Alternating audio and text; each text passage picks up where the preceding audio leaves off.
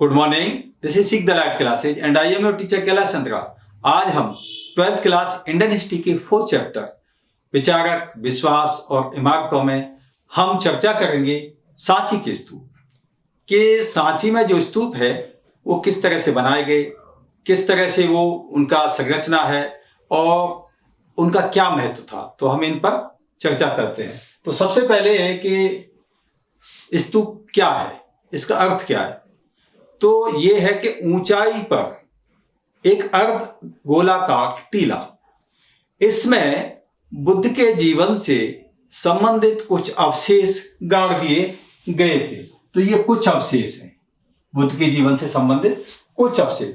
अब इन अवशेषों के लिए अशोक ने अपने सम्राट जीवन में कुछ आदेश दिए कि जो बुद्ध के जीवन से महत्वपूर्ण शहर थे वहां पर स्तूप बनाए जाए। अब स्तूप बनाने का जो उसने आदेश दिया वो कौन कौन से थे? लुम्बिनी, सांची, सारनाथ, भगवत। ये उस समय पर बहुत ही महत्वपूर्ण शहर थे। अब आते हैं कि एक चैत्य, एक तो रहा स्तूप और दूसरे थे चैत्य। चैत्य क्या थे कि ये भी बुद्ध के जीवन से संबंधित टीले थे और यहां पर प्रार्थना सभाएं होती थी। बुद्ध के निर्माण के बाद अनेक राजाओं ने चैत्य बनाने की पहल की और इनमें जो चैत्य बने लुम्बिनी, सारनाथ, बोधगया और कुशीनगर। तो कुशीनगर में बुद्ध का निर्माण हुआ था, तो इसलिए यहां पर प्रथम चैत्य बना। अब आते हैं कि इन स्तूपों की संरचना कैसे थी। तो संरचना में एक ये है कि ये अर्धगोलाकार इस तरह से होता है और ये टीले के ऊपर था, और दूसरा एक चबूतरा जिसे हम मेदी कहते हैं, और इसके ऊपर उल्टा कटोरा।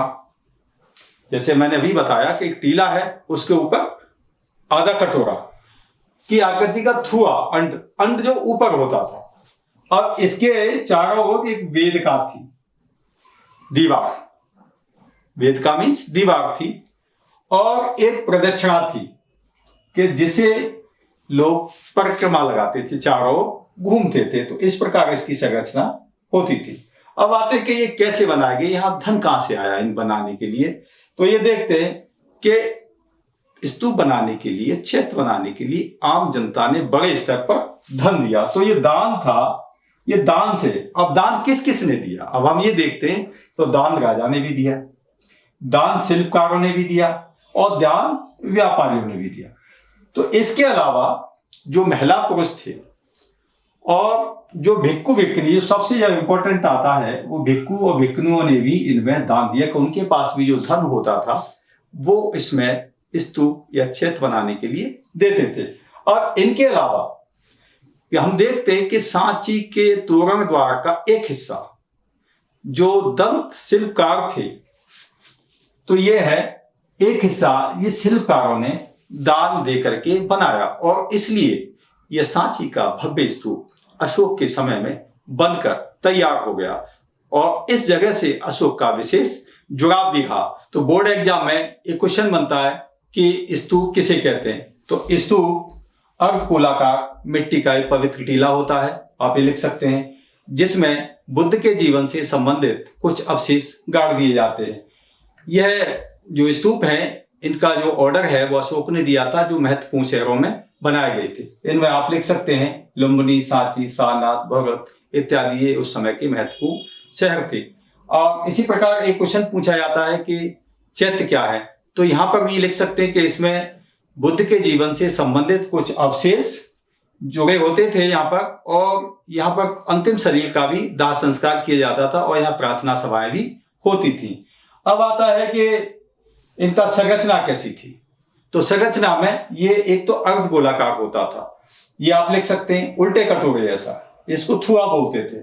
इसमें एक हमेका होती थी जो छोटी होती थी, इस पर एक तांबे का पात्र लगा होता था, और लास्ट में आप लिख सकते हैं प्रदक्षिणा, कि इसमें परिक्रमा लगाई जाती थी। अब ये कि स्तूप कैसे बने। तो स्तूप ये दान की धनराशि से बने। राजा ने तो दान दिया ही दिया, लेकिन राजा के अलावा जो दान दिया वो शिल्पकारों ने दिया, व्यापारियों ने भी दिया, और भिक्खु और भिक्खुनियों ने भी दिया। इसमें यहां तक कि कुछ ऐसे शिल्पकार थे जैसे तोरण द्वार, उसमें ये जो हाथी का दांत का काम था वो एक शिल्पकारों ने इनको दान में दिया। तो ये उस समय बहुत बड़ी बात थी कि हर वर्ग ने इनको स्तूपों को बनाने के लिए दान दिया। तो आप इस प्रकार इसको लिख सकते हैं। अब नेक्स्ट टॉपिक आएगा, वो है स्तूपों की खोज।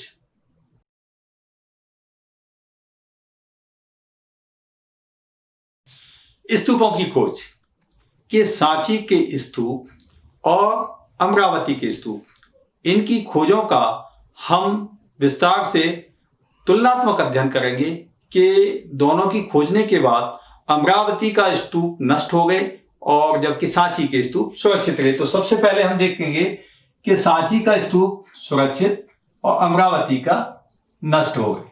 तो इसका क्या कारण थे? तो सबसे पहले देखते हैं सांची के स्तूप पर कि सांची के स्तूप पर जॉन मार्शल, ये पुरातत्व विभाग के डायरेक्टर जनरल थे, इन्होंने सांची पर कई किताबें लिखी और इन किताबों को छपवाने के लिए जो भोपाल की बेगम थी सुल्ताना जहां, इसने अनुदान दिया। एक बात यह रही। दूसरा, इसकी जो सांची की खोज थी सन 1818 में जनरल टेलर ने की। सांची की एक विशेषता यह रही कि ये ऊंचाई पर था और झाड़ियों के बीच में था।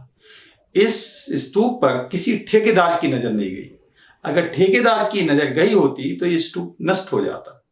तो सब देखते हैं कि जब 19वीं शताब्दी में जब फ्रांसीसियों को स्तूप का जो तोरण द्वार और इनके कई पत्थर पसंद आ गए तो उन्होंने यहां से ले जाने की मांग की, लेकिन भोपाल की बेगमों ने बड़ी होशियारी से ये क्या करा दिया कि प्लास्टर का एक ऐसी ही कृति बनाई और वो फ्रांसीसी इन कृतियों से संतुष्ट हो गए और वो जो सांची के स्तूप के जो तोरण द्वार के जो पत्थर थे जो ले जाना चाहते थे उनको नहीं ले गए। एक तो इस सबसे बड़ी बात रही कि प्लास्टर की कृति। दूसरी बात यह रही कि अमरावती का जो स्तूप था ये सांची से पहले खोजा गया और इस स्तूप में कि यहां पर सांची के स्तूप में शाहजहां बेगम और सुल्ताना बेगम ने धन दिया, अनुदान दिया, सुरक्षा की, उसकी मरम्मत कराई। लेकिन यहां पर क्या हुआ कि यहां का जो स्थानीय राजा था उसने स्तूपों के पत्थर को निकलवा करके जो उसने एक मंदिर बनवाया उस मंदिर में लगा दिया। दूसरी बात यह हुई कि 1854 में जो गुंटूर के कमिश्नर थे एलियट मूर्तियों को, जो सांची की मूर्तियां थी उन्हें कहां ले गए? मद्रास। लेकिन जो इतिहासकार थे एच.एस. कोल, इन्होंने मना किया कि इन कृतियों को आप यहीं रहने दो, अमरावती में रहने दो। लेकिन इनकी बात किसी ने नहीं सुनी और यहाँ की जो बड़ी खूबसूरत कृतियां थी वो जो फ्रांस के संग्रहालय में ले जाने के लिए मद्रास ले जाई गई। तो इस प्रकार हम ये देखते हैं कि जो असली कृति यहाँ उन्होंने मना की थी लेकिन वो ले गई। तो इस प्रकार सांची का स्तूप आज तक सुरक्षित है, जबकि अमरावती का स्तूप केवल अब कागजों में है, इतिहास में है, लेकिन वहां पर कुछ नहीं है, सब कुछ नष्ट हो चुका है। तो अब आप देखते हैं कि जो मूर्ति कला, जो सांची के स्तूप पर जो मूर्ति कला है उसमें जो पत्थरों पर गढ़ी हुई कलाएं, जो पत्थरों पर क्या कथाएं गढ़ी हुई हैं, इनके बारे में हम बात करेंगे कि ये कथाएं क्या है कि ये जातक कथाएं। ये जातक कथाएं, ये बुद्ध के जन्म से पहले की कथाएं, कि पूर्व जन्म की कथाएं। जैसे इसमें कि बुद्ध पहले क्या हुए, हंस हुए, कबूतर हुए, हाथी हुए। ये क्या है कि पूर्व जन्म में क्या रहे, बोधसत्व रहे, लेकिन इस जन्म में वो बुद्ध हुए। तो इस तरह की ये कथाएं यहाँ पर जो उकेरी गई है सांची में, कि इससे सबसे पहले क्या है कि बुद्ध के जीवन को समझना। ये मैंने लिखा है कि ये कथाएं या जो मूर्तियां तभी समझी जा सकती हैं जब पहले आप बुद्ध के जीवन को समझेंगे। जैसे कि बुद्ध का जीवन क्या था, कि बचपन कैसा था, और उनके पिता ने यह जब देख लिया कि इनका मन राजपाट में नहीं है तो उनके आनंद के लिए बहुत सारी सुविधाएं की, लेकिन उनका मन नहीं लगा। तो ये सारी कहानियां इस पर गढ़ी हुई हैं।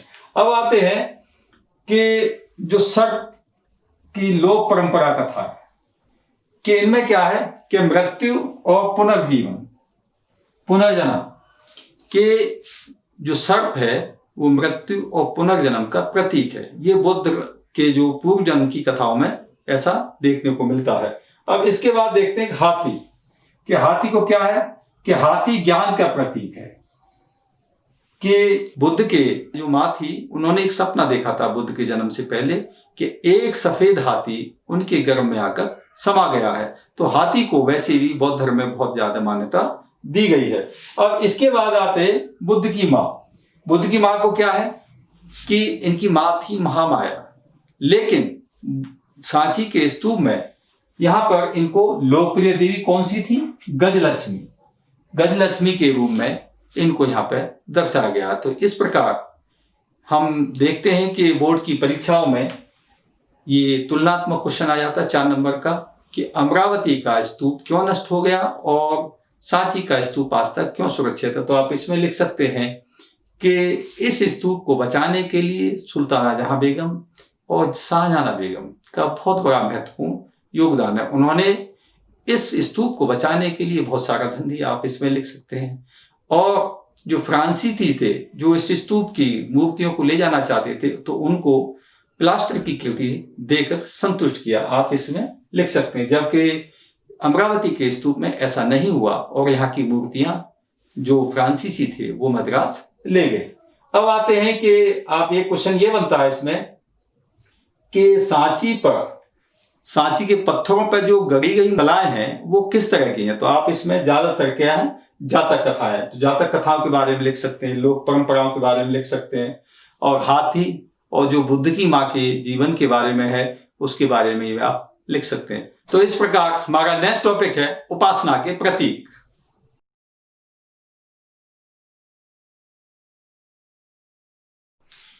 उपासना के प्रतीक कि सांची के स्तूप में जो तोरण द्वार पर जो कहानियां आपको चित्रित की गई हैं उनमें उपासना के प्रतीक हमें देखने को मिलते हैं। जो सबसे पहला है ये है पीपल का वृक्ष, कि यह बुद्ध के ज्ञान का प्रतीक है, क्योंकि 35 वर्ष की आयु में बुद्ध को पीपल के वृक्ष के नीचे निरंजना नदी के किनारे पर ही ज्ञान प्राप्त हुआ था। तो इसलिए लोग पीपल के वृक्ष की पूजा करते हैं और यही दृश्य इसमें दर्शा गया है। अब सेकंड पॉइंट बनता है रिक्त स्थान।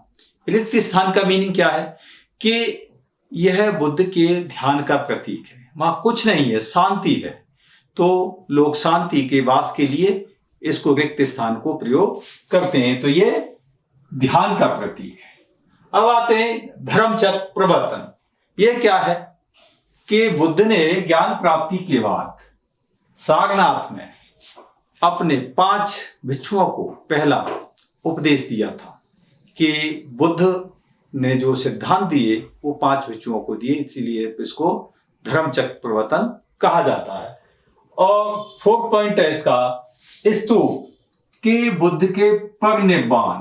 परिनिर्वाण का मीनिंग क्या है, महापरिनिर्वाण, कि बुद्ध का निर्माण हुआ कहाँ, कुशीनगर में। तो ये परिनिर्वाण का ये स्तूप इसका प्रतीक है। तो अब आते हैं इसी प्रकार कि बुद्ध के जीवन से संबंधित सांची के स्तूप में लोक परंपराएं उकेरी गई है। ये लोक परंपराएं क्या है, तो सबसे पहले हम देखते हैं कि सालभंजिका की मूर्ति। ये सालभंजिका है, ये संस्कृत साहित्य से ली गई है, और यह तोरण द्वार पे एक मूर्ति है जो किनारे पर, तोरण द्वार के किनारे पर झूलती हुई मूर्ति है। इसका मीनिंग क्या है कि यह संस्कृत साहित्य से ली गई है। ये एक ऐसी देवी के रूप में है कि इसको छूने से वृक्ष फूल देने लगते थे और फूल फलों में बदलने लगते थे। तो यह शुभ का प्रतीक है। ये किसका प्रतीक है, शुभ का प्रतीक है। तो ये लोक परंपराओं से है। अब लास्ट आता है इसका 3rd पॉइंट कि जो स्तूप की सजावट है उनमें अंधविश्वासों का भी योगदान रहा है, जैसे कि सालभंजिका की मूर्ति। इस तरह से कई और कहानियां इसमें तोरण द्वार में दिखाई गई हैं, और इससे सिद्ध होता है कि बौद्ध धर्म को समृद्ध करने के लिए लोक परंपराओं का बहुत योगदान रहा है और यह आज तक मौजूद है। तो इसी के साथ इसमें ये क्वेश्चन बनता है के बुद्ध के उपासना के प्रतीक के बारे में आप क्या जानते हैं, तो आप इसमें लिख सकते हैं कि पीपल का वृक्ष, कि इसके नीचे बुद्ध को ज्ञान प्राप्त हुआ था। आप रिक्त स्थान है, ये ध्यान का प्रतीक है। ऐसे धर्म चक्र के बारे में लिख सकते हैं कि यहाँ प्रथम उपदेश दिया था, और ऐसे ही स्तूप के बारे में भी आप लिख सकते हैं कि ये निर्माण से संबंधित है। अब आते हैं लोक परंपरा में, तो आप सालबंदिका की मूर्ति के बारे में लिख सकते हैं कि इसे छूने मात्र से एक वृक्ष जो फल देने लगते थे, फूल खिलने लगते थे, और यह शुभ का प्रतीक माना जाता था। तो इस प्रकार इसका आप उत्तर लिख सकते हैं। तो नेक्स्ट वीडियो में हम फिर मिलेंगे। Thank you.